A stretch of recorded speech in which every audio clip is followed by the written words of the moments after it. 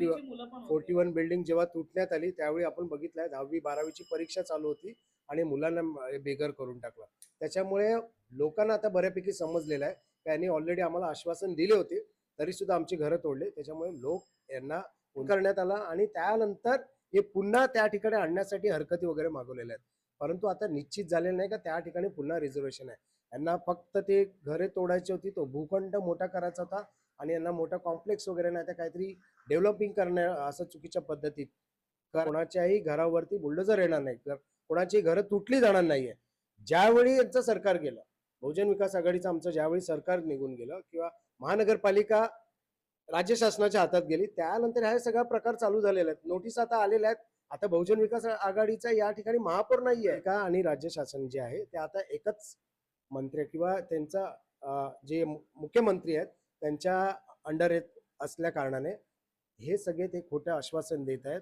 Already सगळ्यांची घरं तुटत आहेत आणि याच्या पुढे सुद्धा यांचं जर महापौर किंवा यांचा सरकार यांचं असलं तर आणखीन घरं तुटली जाणार. ग्राउंड फ्लोअर किंवा कशी बिल्डिंग उभी राहणार काहीच यांच्याकडे प्लॅन नाही आहे. परंतु मी एक निश्चितपणे सांगतो का क्षितिज दादाकडे हा प्लॅन अवेलेबल आहे. क्षितिज दादाने हा प्लॅन काढून ठेवलेला होता, अवेलेबल आहे. क्षितिज दादाकडे जर यांनी मागितलं तर निश्चितपणे क्षितिज दादा हा प्लॅन त्यांना देतील. परंतु या सरकारकडे किंवा या महानगरपालिकेकडे कोणताही प्लॅन नाही आहे. कोणत्याही हॉस्पिटलची अजूनपर्यंत कोणतीही त्या ठिकाणी सुरुवात झालेली नाही. ती या ठिकाणी आम्ही एअरपोर्ट बांधणार आहे. नुसतं याचं या ठिकाणी इलेक्शनच्या वेळीला लोकांना आश्वासन देण्याचे मोठे मोठे स्वप्न देऊन जायचं. विमानतळ बांधण्यासाठी इथे कुठेही जागा अवेलेबल नाही. समुद्र किनाऱ्यावर आपण कसं पण तुमच्याकडे काय प्लॅन आहे का लोकांच्या?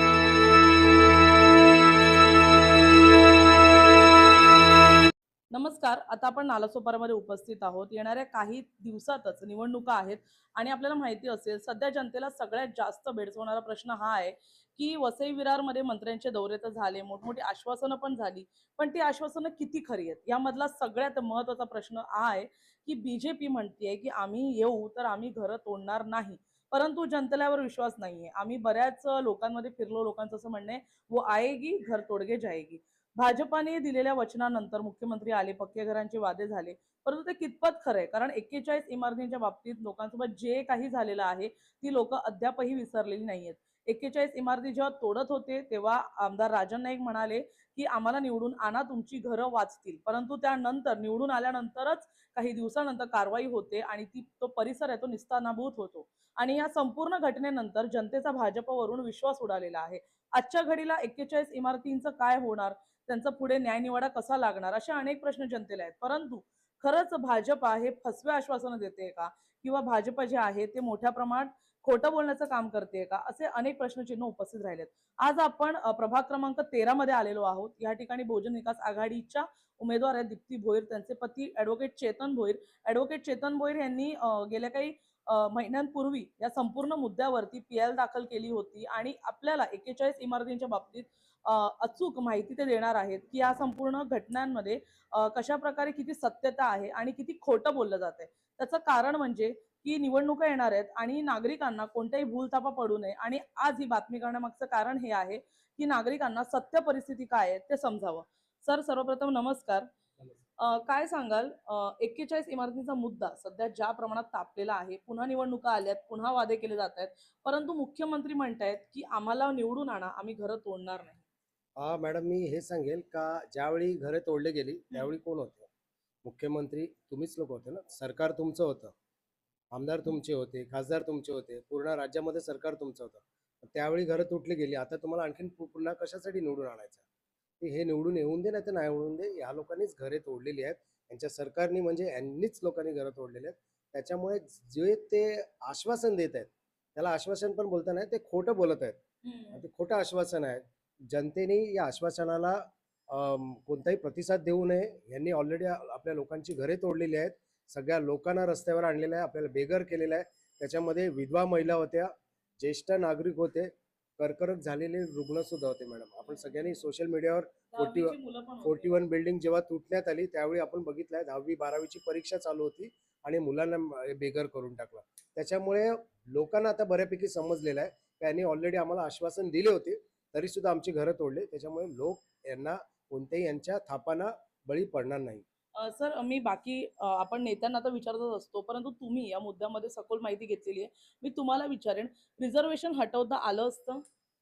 नक्कीच हटवता आलं असतं कारण सरकार जे सरकार आहे त्यांना विशेष अशी पॉवर असते. रिझर्व्हेशन कोणी आणलं होतं? सरकारनेच हं. टाकलेलं होतं ना, गव्हर्नमेंटनेच दिलेलं होतं. मग त्या ठिकाणी 41 बिल्डिंगी मोठ्या प्रमाणात होत्या. मोठ्या प्रमाणात जवळ-जवळ 2700 घरे होते तिकडे. त्या ठिकाणी लोक राहत होते. तर त्यांना बेघर करण्याच्या अगोदर जर विचार केला असता, तर निश्चितपणे रिझर्व्हेशन हटलं असतं. रिझर्व्हेशन हटलं असतं आणि ऑलरेडी मॅडम रिझर्व्हेशन हटलेलं आहे. त्या ठिकाणी आता जे 41 बिल्डिंग ज्या तोडलेल्या आहेत, त्या ठिकाणी एस-टी-पी प्लांट आणि डंपिंग ग्राउंडचं आता तरी रिझर्व्हेशन नाहीये. हं. हे रिझर्व्हेशन हटून घासला आणलेलं गेलं. घासात सगळं मोठ्या प्रमाणात आंदोलन करण्यात आलं आणि त्यानंतर हे पुन्हा त्या ठिकाणी आणण्यासाठी हरकती वगैरे मागवलेल्या आहेत. परंतु आता निश्चित झालेलं नाही का त्या ठिकाणी पुन्हा रिझर्व्हेशन आहे.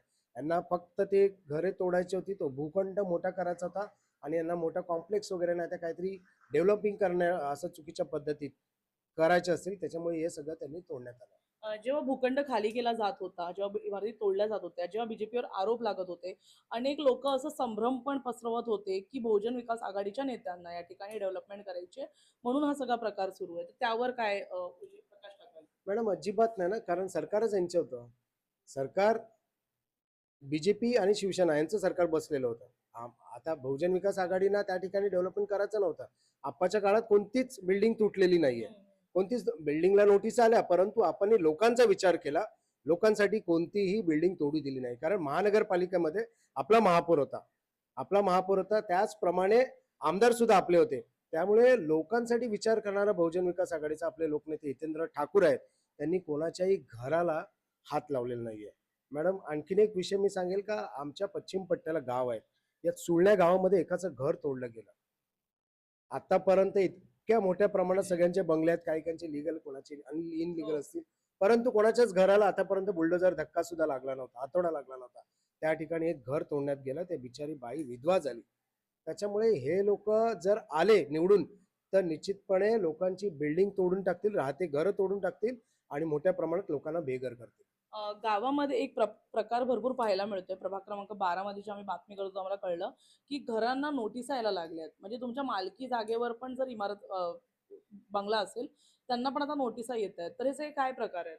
मॅडम तेच झालं ना, ज्यावेळी 2009ला महानगरपालिका आली, त्यावेळी मोठ्या प्रमाणात गावात विरोध होता. परंतु लोकनेते हितेंद्र ठाकूर यांनी सांगितलं, कोणाच्याही घराला एक्स्ट्रा घरपट्टी लागणार नाही किंवा कोणाच्याही घरावरती बुलडोझर येणार नाही. कोणाची घरं तुटली जाणार नाहीये. ज्यावेळी यांचं सरकार गेलं, बहुजन विकास आघाडीचं आमचं ज्यावेळी सरकार निघून गेलं किंवा महानगरपालिका राज्य शासनाच्या हातात गेली, त्यानंतर हा सगळा प्रकार चालू झालेला आहे. नोटीस आता आलेल्या आहेत. आता बहुजन विकास आघाडीचा या ठिकाणी महापौर नाहीये. इथे बॉडी नाहीये. प्रशासकीय राजवट लागू आहे. प्रशासकीय ऍडमिनिस्ट्रेशन पूर्णच्या पूर्ण आहे. त्याच्यासाठी जे राज्य शासन आहे, राज्य सरकार आहे ती जबाबदार आहे आणि हे करायचं काम बीजेपी आणि शिवसेनेचे जे आता बसलेले आहे ते लोक करत आहेत. सर मुख्यमंत्री आले होते इकडे. मुख्यमंत्र्यांचं म्हणणं आहे, "आम्ही तुम्हाला पक्की घरं देऊ.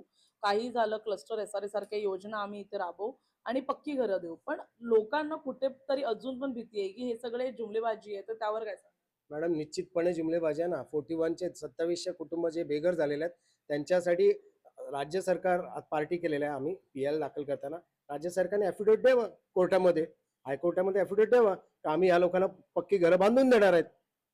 त्यांनी डायरेक्ट सांगितलेलं आमच्याकडे कोणत्याही प्रकारची पॉलिसी नाही या लोकांना घरं बांधून देण्यासाठी. या लोकांनी असंच राहून दे, रस्त्यावरती पडून दे, कुठे जायचं तिकडे जा, पण आमच्याकडे कोणतीही पॉलिसी नाही. सेम महानगरपालिकेचं स्टेटमेंट तसंच आहे. आमच्याकडे आर्थिक फंड नाहीये. राज्य शासनाने आम्हाला जर मदत केली तर आम्ही करतोय. म्हणजे महानगरपालिका आणि राज्य शासन जे आहे ते आता एकच मंत्री किंवा त्यांचा जे मुख्यमंत्री आहेत त्यांच्या अंडर येत असल्या कारणाने हे सगळे ते खोटं आश्वासन देत आहेत. ऑलरेडी सगळ्यांची घरं तुटत आहेत आणि याच्या पुढे सुद्धा यांचं जर महापौर किंवा यांचा सरकार यांचं असलं तर आणखीन घरं तुटली जाणार आहेत. सर शेवटच्या प्रश्नाकडे वळेन. आज 41 इमारतीमध्ये जे कोणी राहत आहेत, काय परिस्थिती आहे त्यांची? काय हालत आहे? अतिशय खराब परिस्थिती आहे. लोक इकडे-तिकडे राहत आहेत. कोणाच्या पाहुण्याच्या घरी राहत आहेत. कोण भाड्याने राहत आहे. मॅडम 41 बिल्डिंगला तुम्ही खूप साऱ्या न्यूज केल्या. सर्वच मीडियाने त्या ठिकाणी बघायला गेलं तर सर्व अतिशय गरीब लोक त्या ठिकाणी राहत होते. अ, पूर्ण दिवस कामाला जाणार तर रात्री खाणार. असे लोक त्या ठिकाणी राहत होते आणि लोकांची अतिशय परिस्थिती बेकार आहे. परंतु लोकांना कुठेतरी आधार आहे किंवा लोकांना काहीतरी वाटतं का बहुजन विकास आघाडीचे इथे महापौर बसला तर आप्पा या ठिकाणी महापालिकेमार्फत त्या ठिकाणी 41 बिल्डिंगचं त्या ठिकाणी रिहॅबिलिटेशन पुनर्वसन करू शकतात. हे फक्त आणि फक्त लोकनेते हितेंद्रजी ठाकूरच करतील असं त्या लोकांना त्या ठिकाणी खूप मोठी आशा आहे. रिहॅबिलिटेशनचं आता काय प्रोसेस आहे? काही सुरू केलेलं आहे काही? हा म्हणजे मॅडम, आपल्या परीने काही? आता कोर्टामध्ये ऑलरेडी PL दाखल आहे, त्याच्यामध्ये केसेस आम्ही हे केलेले आहेत.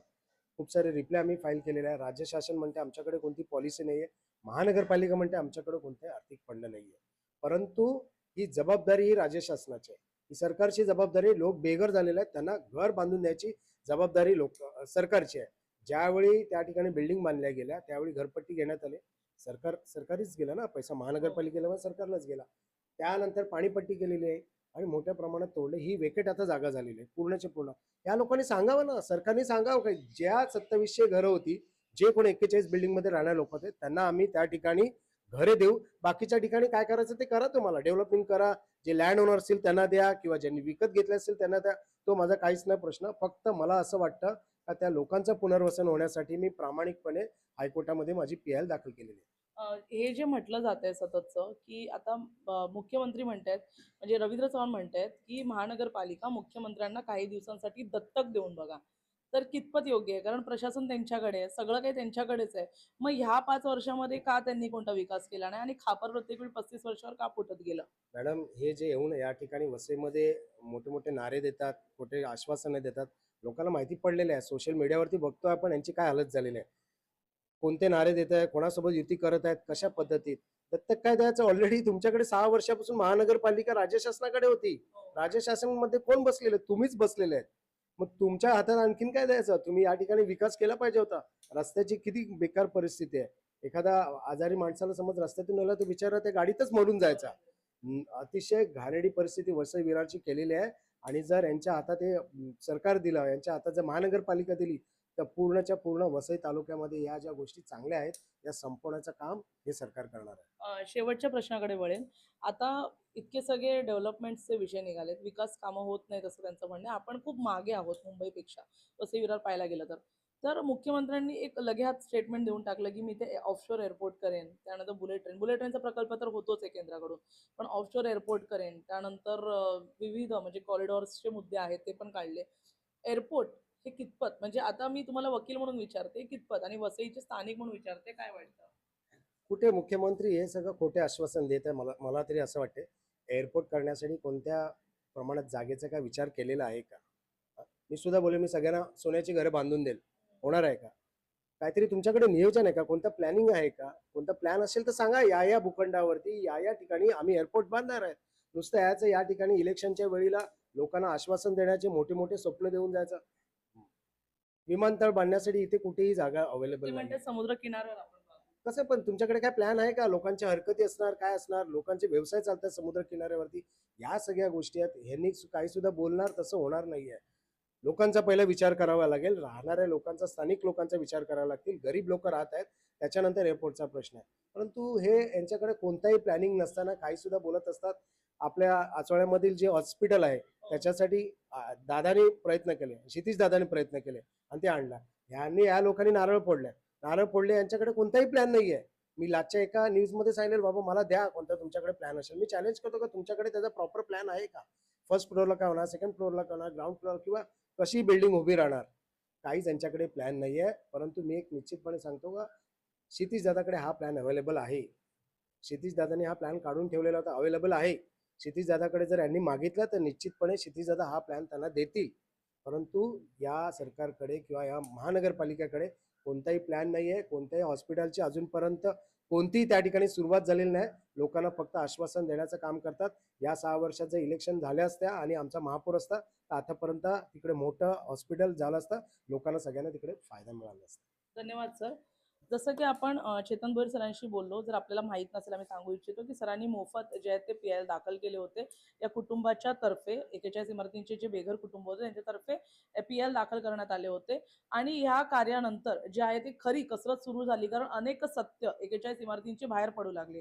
खरं तर आम्ही पण तुम्हाला सांगू इच्छितो, की 41 इमारतींमधले जे परिवार आहेत, आज त्यांची हालत अतिशय खराब आहे आणि परंतु आजही त्यांना आशा आहे, की कदाचित सरकार बदलेल, कदाचित नवीन आशा येईल, कदाचित कोणतरी नवीन येईल आणि आपल्याला मदत करेल. त्या आशेवरती निवडणुकांमध्ये निकाल लागण्यासाठी ते बहुजन विकास आघाडीला कितपत मदत करतात किंवा काय निकाल लागतो ह्याकडे सध्या सर्वांचं लक्ष आहे. कारण 41 इमारत हा तो मुद्दा आहे जो विधानसभा झाल्या आणि त्याच्यामध्ये बीजेपी चे आश्वासनं किती खोटी ठरली हे 2 महिन्यातच आपल्याला कळलं. त्यामुळे पाहण्यासारखं असेल येणाऱ्या काळामध्ये काय होतं. धन्यवाद.